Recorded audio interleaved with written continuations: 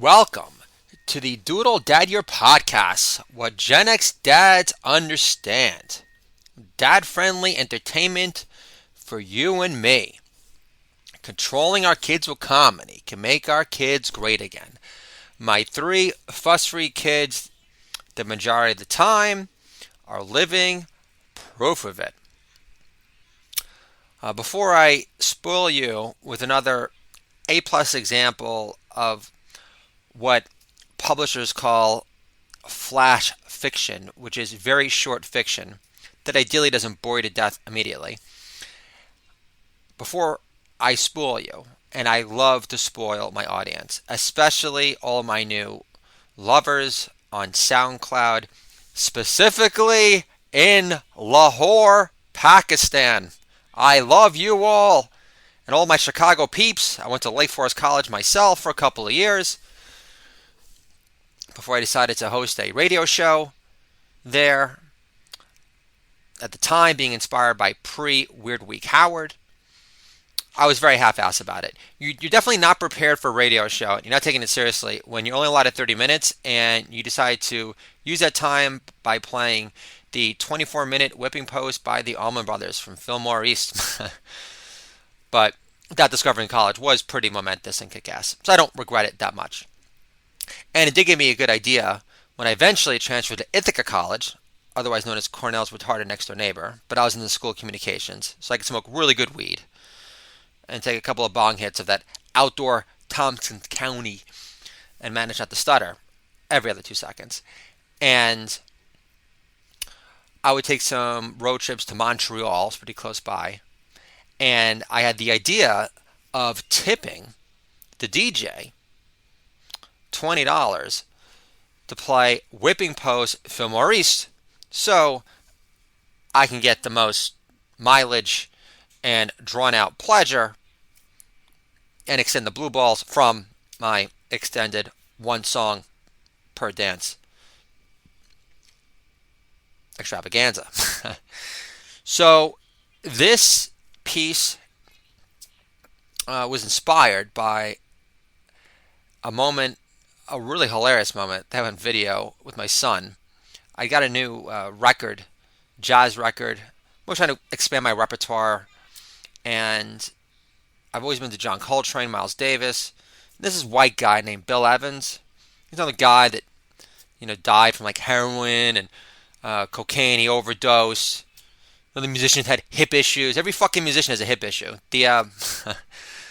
Just like sit on your ass and play. I mean, like, why do you have to fucking dance like Jerry Lee? I mean, I never heard about Jerry Lee Lewis having hip problems. He played with his fucking cock top of the piano. But anyway, so this piece. So we got the record, and when you have children and you're close to them and you actually spend time with them, which I know it's a big ask, you can instantly lock into their instantaneous feeling of immediate abhorrent disgust. Yeah, and we all felt that, me and my three children, when we heard this Bill Evans record. Now understand, we got it at Newberry Comics at the Westchester, and that's a fancy mall in White Plains. But the point being, this place Newberry Comics, listen, this isn't like a vintage record store. They have new stuff and some like reissued stuff. So you figure, okay, jazz section, not enormous. You're going to have the Miles Davis. You're going to have the John Coltrane. Maybe some Louis Armstrong, some Ornate Coleman, maybe. But the point being, Camp Calloway, I'm completely shitting on the true American art form that the African Americans own, motherfucker. But the point being is that, so Bill Evans, I thought, okay, so I'm going to get this Bill Evans record.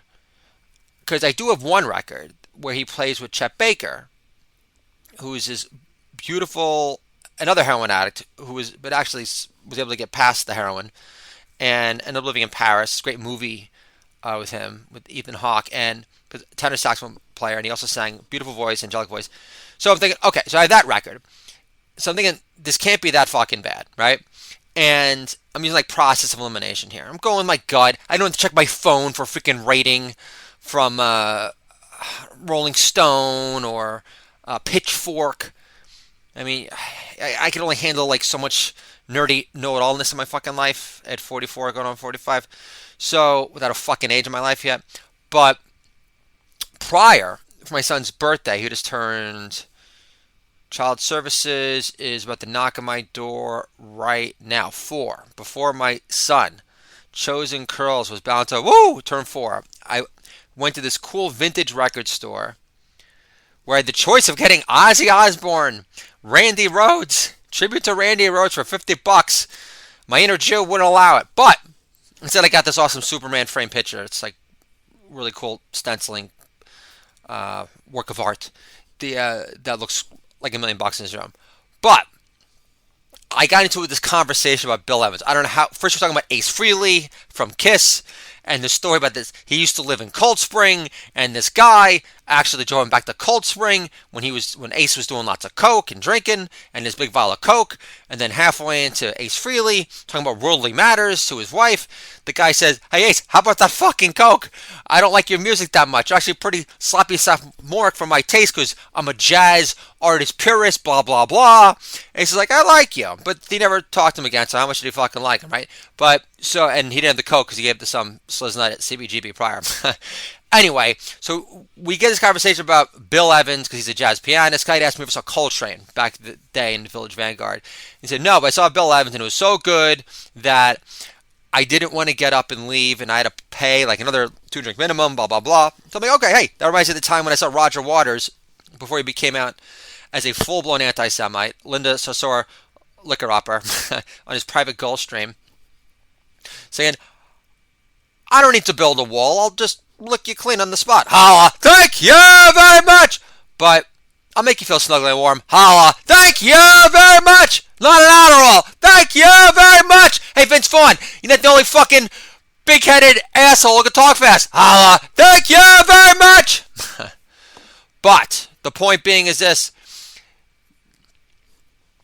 was I said, yeah, so when I saw Roger Waters at the Garden when he decided to cash in on the wall and his laments about missing his father, who died during World War II to kill real-life Nazis, the first set was so momentous. I've never seen a longer fucking line in my life for the bathroom during intermission because no one dared to miss a lick, and they made him laugh. I'm thinking, okay, I like this guy. I'll listen to Bill Evans. So what's the moral of the story? There's a moral overarching freaking importance. It's that don't listen to fucking record shop operators in fucking Cold Spring. Holla, thank you very much. Especially when you find out that his son owns the place and he's working there, which means that obviously this guy does not have the world by the fucking balls as much as he proclaimed or gave you the impression prior. Holla, thank you very much. This is the performance you get when I do the Peloton 3 days in a row. Although if I had to hear my instructor, I like her arm. She's tan. She's blonde. I don't know her name. I think she's like Jewish Italian. But like, I'm listening to freaking Freebird and good classic rock mix. But then like, she gets into it. She goes, so push through it. Keep on pushing. I don't care that you have felt like a cage slut in a straitjacket for the past year and a half. I don't care that you feel tied down. I don't care that democracy is dead. You push through. Because I can't see the Yenta breasts that I love to party on South Beach where I could flash my snatch in moist, spewing heaven. But like, let's not act as if you're rushing to see your disapproving mom under normal circumstances in Boca Raton, who still can't get over the fact that you're still a Peloton instructor and you haven't banged out any children for her, and that you're a glamorized Jane Fonda without the rich husband to marry to bang out kids with soon after. Holla! Thank you very much. I actually like this instructor. I should not be dumping on her right now, and I would totally eat her out even like after doing like a 50-minute Peloton straight. Holla! Thank you very much. So here we go. This all leads to Fancy Fingers, inspired by an experience I had with my son when we got this record, because it was so bad. So we gave it a decent shot. We listened to the first song, and I felt my brain fucking slow to a screech. And I literally felt as if I had done a gazillion whippets all at once, and my brain ceased all in capacity for endorphin release, joyous ecstasy on any level. And I had to stop this torrential downpour of fucking abject terror. So my kids felt the same way. I flipped the record. I'm like, okay, maybe it's just off to a strong, very weak start. Other side sucked. I said, we're chucking this fucker. And we'd done it before. My Aunt Mary got some like books. These weren't like New York Times bestseller, recommended. Not that they know anything, but they do make some good recommendations here and there. And these were just schmata, hand down, $2 piece of shit like picture books. And it was a long time ago. It was a really fun memory. I said, okay, this is garbage. Let's throw it out the window. We don't have room for garbage books, let alone all of our nice books we have here already. Including all of Dad's copies of Do It All Dad Does Jokes. That has ensured that I never work in Hollywood ever again. Not that working for VH1 Classic and VH1 really counted, but it's not like I'm the freaking whitest guild of America, even though I've written for TV twice, but I digress. So here we go. Because we like the idea of these short stories eventually being a collection of a book that I want to be sold at this bookstore. What a great bookstore. In a place called Mystic, Connecticut. Oh my God. I was actually able to develop romantic, loving feelings for my wife again. And if we didn't have kids, we would move there tomorrow. And I'd write books, she'd get a nursing job, and that could be a great life. But obviously not nearly special without my 3 babish kids in our life. But it was that romantic. The town was fantastic. And there's this beer, Orange Cat, Fat Orange Cat. It's a New England IPA. It was like the best beer I ever had in my entire life. It was like orange cream soda distilled into like the best hazy, not too hoppy, tangerine sweet beer I've ever had. Hey, Beer Spectator, why don't you suck me off a long time? I meant Beer Advocate. Holla! Thank you very much! So I want my book, my future book, when I get a freaking publisher for my collection of short stories, and the title of this book is Waste of Height. My father's only funny nickname ever. Waste of Height. Really short stories. Which sounds a lot funnier than Waste of Height. Flash fiction stories that no one fucking knows, except people that subscribe to the Penny Review, not their even business, because no one buys books and everyone listens to Joe Rogan and tripping on mushrooms and interviewing Pat Teller about how he really feels about Donald Trump, because this is a magician and he's a little bit funny, so I should really give a fuck. Thank you very much! First time I ever did a thank you very much for no discernible punchline whatsoever, but I don't give a fuck. Holla! Thank you very much! So here we go. Fancy Fingers. Resist this, Jagger. Holla! Thank you very much!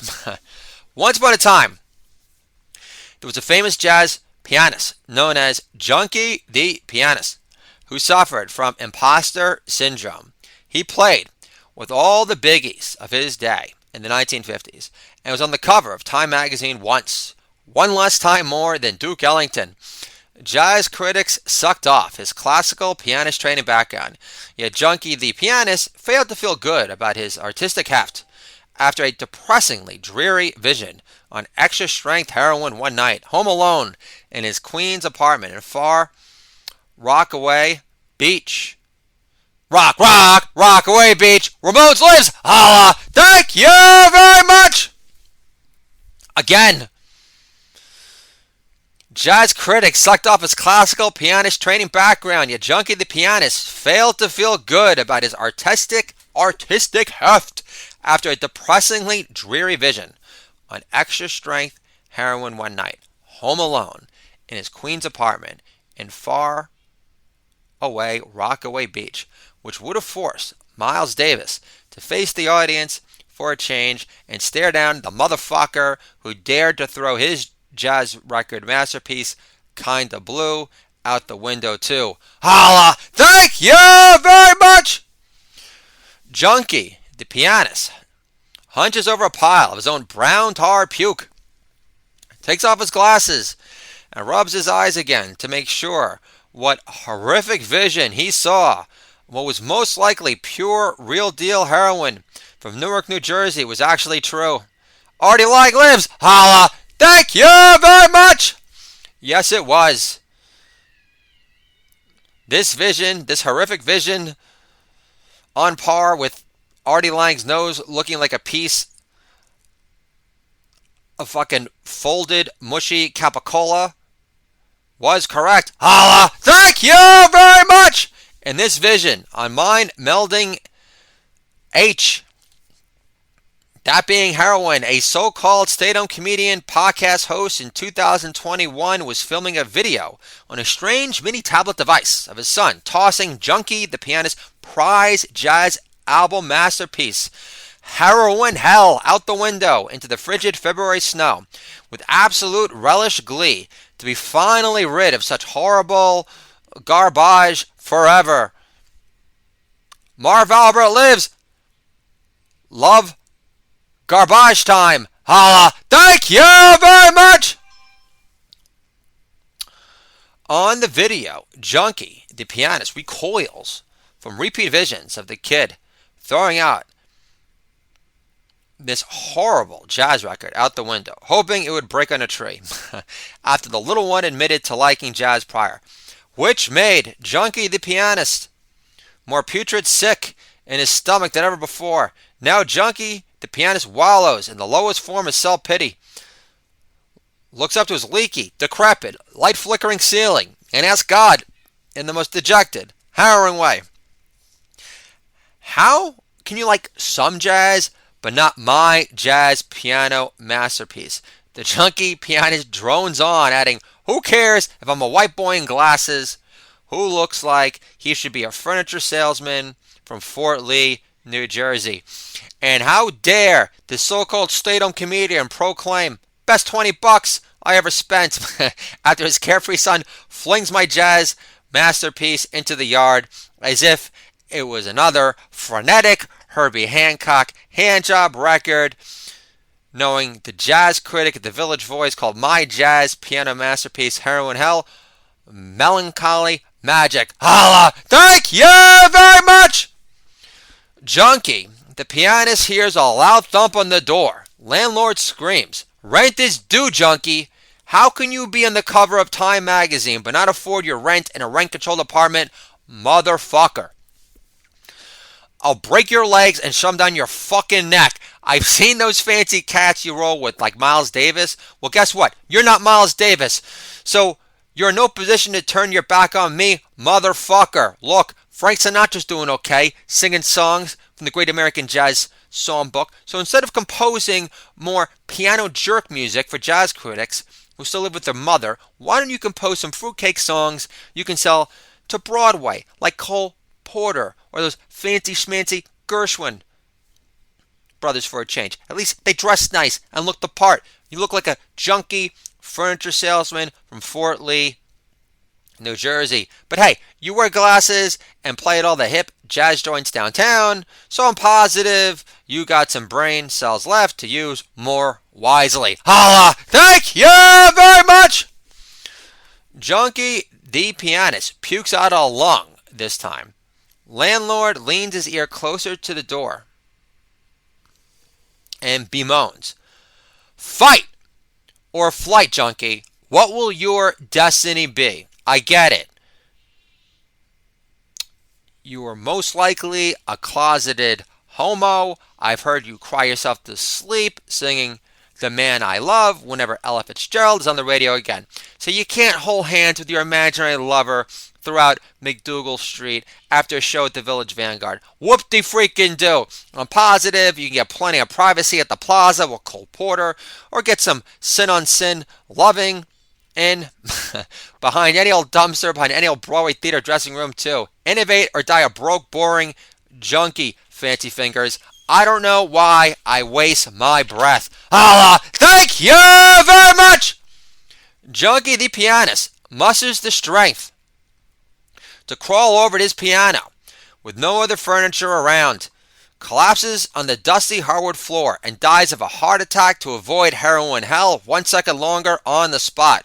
His landlord paid for his casket and the remainder of his funeral expenses, similar to what Milton Berle had done for another fellow junkie, Lenny Bruce, prior.